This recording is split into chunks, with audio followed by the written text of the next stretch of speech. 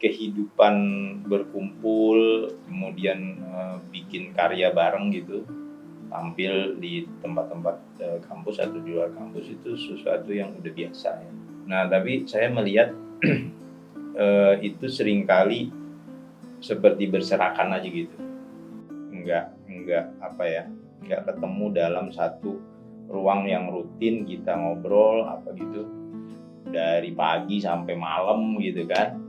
Ada nggak ruang kayak gitu? Bisa nggak kita bikin ruang seperti itu? Obituari sarana Fakultas Seni di Universitas Negeri Jakarta menjadi salah satu pemantik bagi sebagian orang untuk mencari ruang alternatif demi menuntaskan hasrat dalam berkarya. Atelier perlu mengkonkretkan ekosistem yang udah ada, ekosistem non-fisik yang sudah ada di Rawamangun selama bertahun-tahun. Nah, tapi belum ada ekosistem fisiknya, belum ada ruangnya. Gitu. Spasial secara Rawamangun sudah, tapi spasial secara ruang kecil ya, yang mempertemukan banyak orang itu belum. Eksistensi Atelier Ceremai seakan jadi angin segar bagi para korban dari ketiadaan ruang eksplorasi seni di UNJ. Kedai artsy di simpang Jalan Rawamangun Muka itu kini menjadi salah satu tempat nongkrong favorit anak-anak UNJ. Interior khas berupa mural berhasil membuat siapapun penasaran dan tertarik untuk berkunjung. Sekarang kita sedang berada di Jalan Rawamangun Muka, di mana tempat kedai kolektif seni berdiri.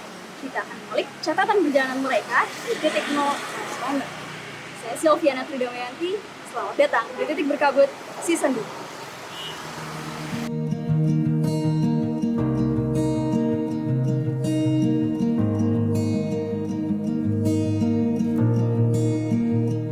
Atelier Ceremai ini kita bayangkan hanya tempat ngumpul-ngumpul teman-teman di yang biasa berkarya seni ya, misalnya musik, kemudian sastra, lalu teater gitu, seni rupa. Seringkali ngumpul di kampus gitu kan, kampus UNJ, dan biasanya nggak punya tempat yang khusus gitu, yang nyaman, yang kemudian menetap, bisa kita kumpul. Kemudian kita mikir-mikir gimana kalau kita bikin tempat tapi agak di luar kampus, kemudian kita berkreasi di situ. Yang kepikiran sebenarnya waktu itu studio, karena itu di dalam dunia seni kan biasa kita kerja itu ya di studio kan. Tapi studio ntar orang nyangkanya studio musik lagi kan gitu, karena konotasinya langsung begitu kan. Tapi ini kan tempat tidak hanya untuk musik tapi yang lain juga. Sanggar gimana? Sanggar kayaknya itu tahun 70-an banget deh gitu ya. Nggak terlalu catchy untuk zaman sekarang. Pokoknya sekitar itulah. Kemudian muncul gimana kalau atelier aja. Karena atelier juga artinya sama studio atau tempat kerja seniman gitu. Atelier Ceremai ya tempat orang kerja, para seniman kerja menghasilkan karya. Jadi dia disebut atelier. Sedangkan kata Ceremai itu sendiri sebenarnya itu mengacu pada sebuah bioskop sebenarnya. Bioskop? Di Sunan Giri, di sekitar Rawamangun kan ada pasar Sunan Giri ya. Pasar orang jahit segala macam gitu. Ada bioskop tahun 90-an namanya Ceremai, bioskop Ceremai. Orang kerja, berproses di dalam dunia seni biasanya ingin lebih santai, lebih nyaman gitu, maka harus dilayanin tuh gitu ya. Nah, kondisi yang membuat nyaman, melayani itu urusan kedai itu ya. Nah, jadi konsepnya pertama ya kedai, kemudian kerja orang di situ. Tapi kita juga pengen ya karya para seniman ini kemudian dinikmati oleh banyak orang kan. Orang-orang yang datang terinspirasi, belajar di situ, memberi apresiasi itu, berkumpul orang di situ. Nah, kami berharap secara natural terbentuk perasaan kebersamaan gitu, kolektif ya. Jadi konsepnya sebenarnya kami pikir-pikir waktu itu Hamzah yang mencetuskan, udah sebut aja Atelier Ceremai itu kedai kerja kolektif gitu. Atelier Ceremai sendiri kan dekat dengan makna kolektif ya Pak. Mungkin kalau boleh tahu sebenarnya makna kolektif sendiri ini sebenarnya apa sih? Saya sih membayangkan kolektif itu ya sederhana ya, kumpul-kumpul, orang berkumpul aja gitu. Ada banyak ide biasanya ketika kita ngumpul-ngumpul, ya mungkin banyak ide yang nggak penting, kita bisa ngobrol macam-macam gitu kan, berkeluh kesah, atau mungkin juga punya project serius gitu, atau hanya sekedar menyamankan diri di dalam pergaulan gitu kan. Kolektif itu sebenarnya saya bayangkan kayak gitu ya, kepikiran begitu awalnya, tapi ketika ruang itu sudah ada dan kemudian teman-teman yang lain tahu ya kan, mereka merespon ruang itu dan kita nggak menyangka bahwa kemudian responnya akan sangat di luar dugaan gitu. Gimana anak-anak seni rupa waktu itu Rau-Rau ya, Ridwan Rau, udah ini gua coret-coret aja deh gitu ya. Kemudian dimulai itu, kita pikirnya gimana kalau bagian sini aja, lama-lama menyebar gitu kan. Terus teman-teman yang lain datang ikutan nyoret-nyoret. Jadi itu saya pikir interior dinding lukisan, dinding mural itu di atelier itu lama-lama saya pikir itu wujud dari kolektif itu. Spontanitas, kerjasama, kemudian apa adanya aja gitu. Bar kita harus bisa menampung buku-buku yang ada. Ya ini kan mahasiswa ya, biasa baca buku gitu kan. Dan itu buku sebenarnya bisa dari mana-mana juga. Sumbangan saya, Hamzah, kemudian ada teman-teman yang datang yang lain, ngasih buku musik, buku seni rupa, apa segala gitu. Kita berharap buku-buku ini memberikan asupan lah untuk ide gitu.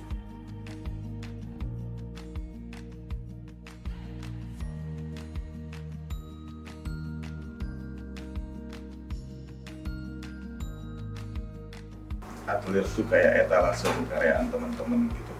Jadi buat seni itu mudah memang kelihatannya, dan kita juga sering dengar ya, seniman kan susah diatur. Nah kami tuh pengen tidak mengatur, tapi membuat dia tahu bahwa teratur itu perlu.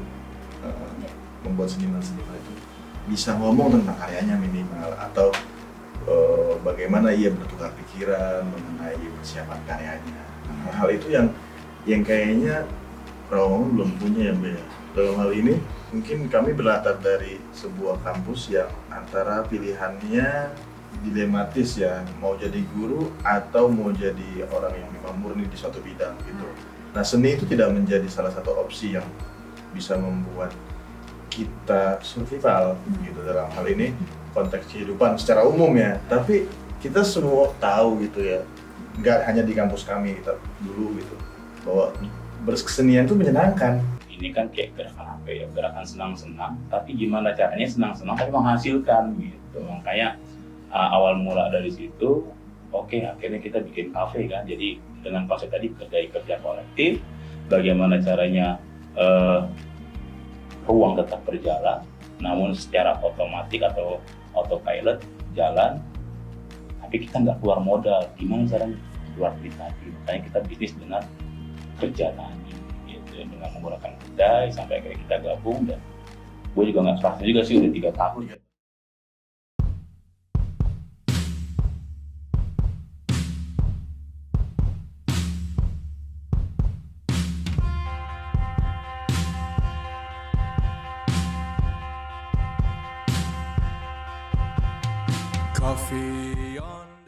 Mulanya tuh sebelum jadi kepala kedai itu gue ladenis dulu kan.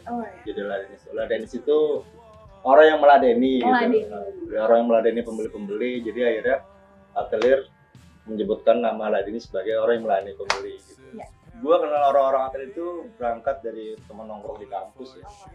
Karena memang kita tidak bisa pungkiri kawan-kawan atelier itu kebanyakan memang dari kawan-kawan WNJ, terus kita nongkrong, kelar kuliah masing-masing, mencar tuh nongkrong di mana tuh gitu. Akhirnya gue bingung sendiri kan, paling kalau nongkrong masih kayak background dari unitnya kan, kan gitu.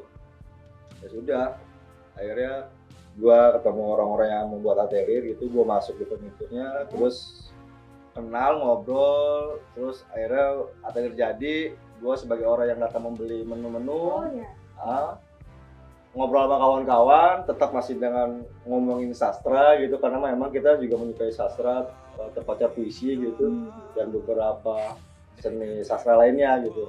Ngobrol-ngobrol pembeli-pembeli, akhirnya ditawarin jadi Ladenis gitu. Tanya. Mulai dari gabung di ateliernya sendiri berapa lama? Gabung dari atelier dari nol. Dari ini masih kosong banget nih. Sebelumnya kan ini partek, terus vakum 3 tahun mungkin atau lebih, gue nggak tahu ya tempatnya gitu. Terus gue dihubungi sama Hamzah atau Gordi gitu, kawan gitu. Dia minta tolong kira-kira apa yang bisa lu respon untuk ruang ini gitu. Kebetulan saat itu gue punya usaha furniture gitu. Akhirnya ngobrol-ngobrol, kita buat sesuatu, dicocokkan dengan interiornya. Udah, gue masuk di interiornya, furniturnya gitu, kayak kayu bambu. Oke, berarti ini furniture yang ada di sini dari Bang Ibe semuanya? Alhamdulillah. Termasuk yang ngedesain juga gitu?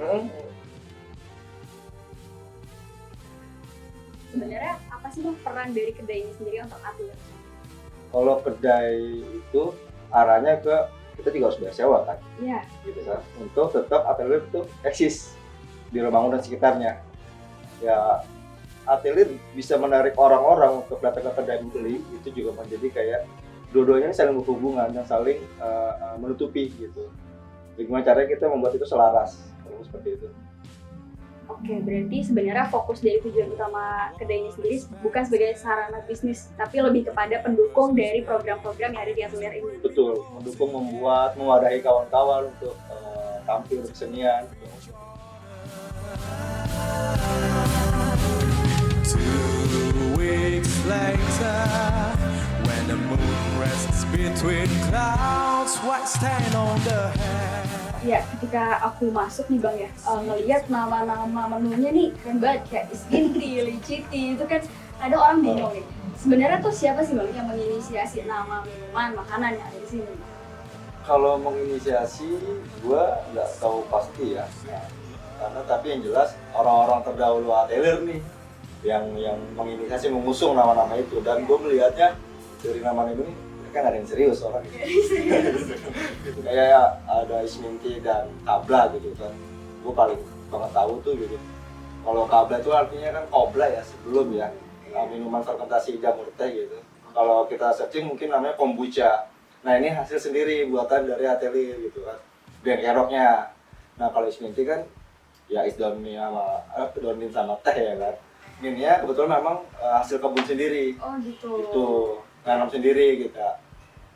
Letaknya di mana tuh Bang buat minnya sendiri? Di belakang. Ada di belakang. Ada.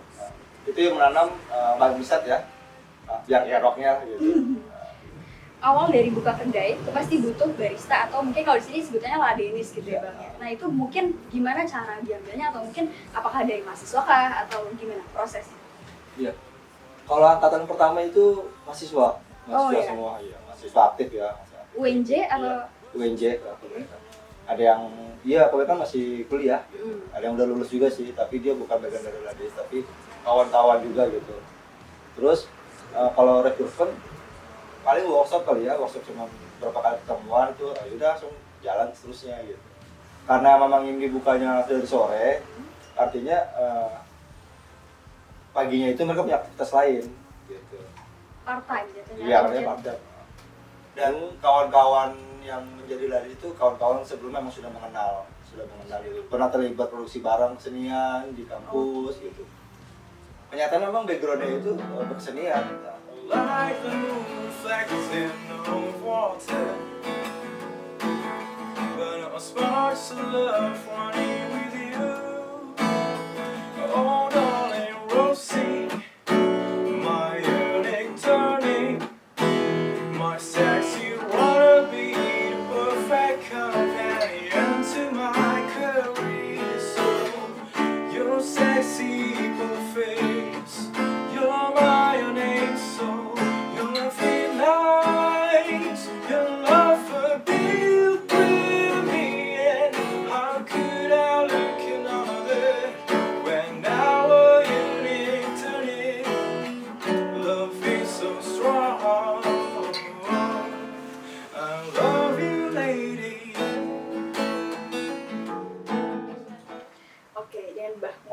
ya? Iya. Biasa dipanggil Bang Wai. Iya.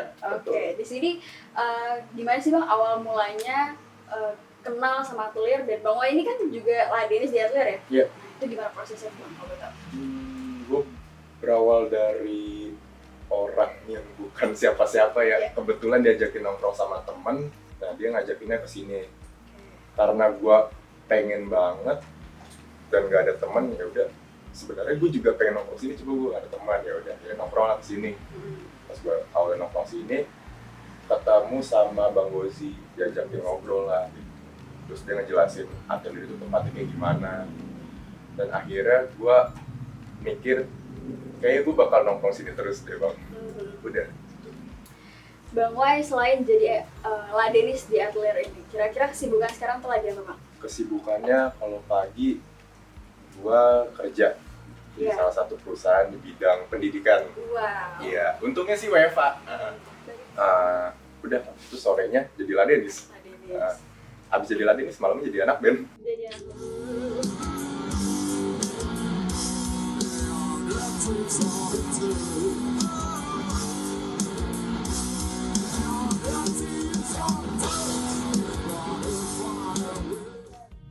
dengan perjalanan yang udah lumayan agak panjang lah ya dibilangnya kalau di atelier ini, mungkin perannya atelier bagi Bang Wai sendiri seperti apa? Entah itu dalam musik atau mungkin apapun itu. Peran atelier sebagai kompor. Kompor Iya. gitu, Selalu manas-manasin gue untuk bikin sesuatu. berkarya. Berkarya. Lagi-lagi. Sampai akhirnya mereka mancing gue buat bikin solo itu.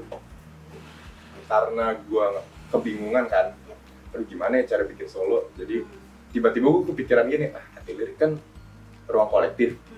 Kenapa enggak gue bikin musik kolektif aja gitu. Musik kolektif. Jadi lirik-lirik di albumnya Golden Sway itu dari teman-teman semua. Gue sama sekali nggak bikin. Awalnya gue ditantangin sama Japar. Dia ngomong gini, wah lu bisa nggak seminggu bikin 3 lagu? Gitu. Terus gue kayak panas dong. Oh bisa lah, bisa gitu. Bikin lah. Terus ya udah dari taruhan itu Akhirnya jadi. jadi. Terus kata Japar langsung gini, setelah 3 lagu itu jadi, lu nggak ada kepikiran bikin solo lagi? Terus gue masih belum berani kan. Aduh solo kayak gimana tuh, ntar gue pas manggung.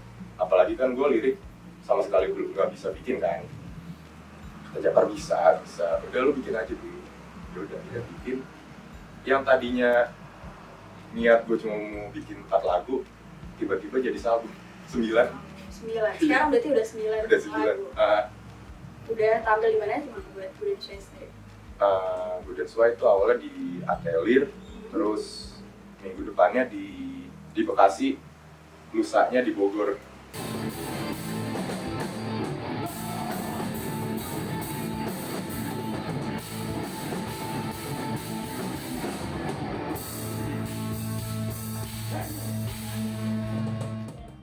Kalau boleh tahu nih Bang, sebenarnya seberapa besar dampak eksistensi dari atelier Cermai ini buat orang seperti Bang Wai mungkin?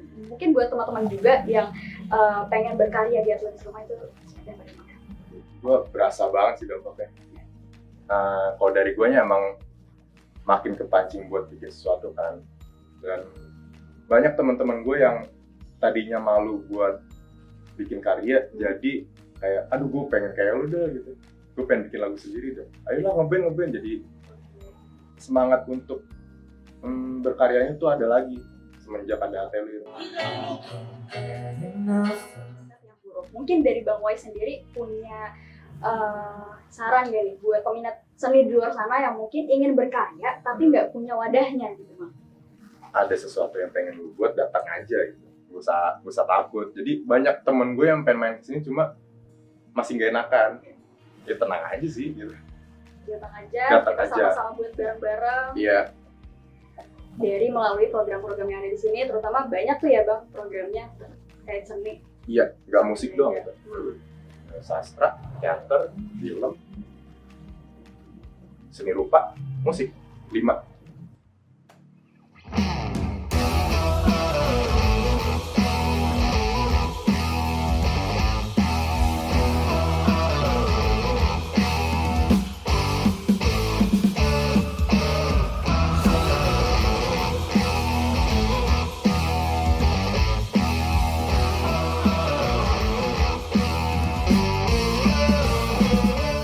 program-program yang ada di Atelier itu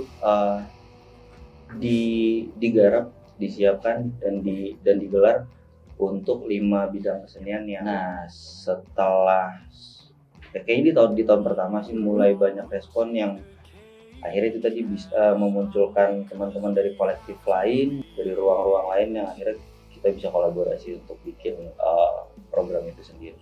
Di tahun awal serba proto ya, ada prosesnya coba A, coba B, coba C segala macam sampai akhirnya ketemu nih formatnya, dan ketika gue masuk itulah yang gue bukukan supaya bisa lebih baiknya seperti apa, atau sepertinya ini bisa dipindah ke program yang lain gitu. Pada saat di awal itu belum adanya ruang alternatif yang mudah diakses untuk pilihan teman-teman di kampus maupun di luar kampus yang ke Rawamangun gitu, atau ke Jakarta Timur. Selain itu ya program-program tadi untuk mewadahi diskusi, showcase, tapi ya tentunya sesuai dengan kemampuan si penampil pun juga clear. Jadi kita saling memantaskan sih dengan adanya itu kan, jadi ada kolaborasi dan ada diskusinya juga.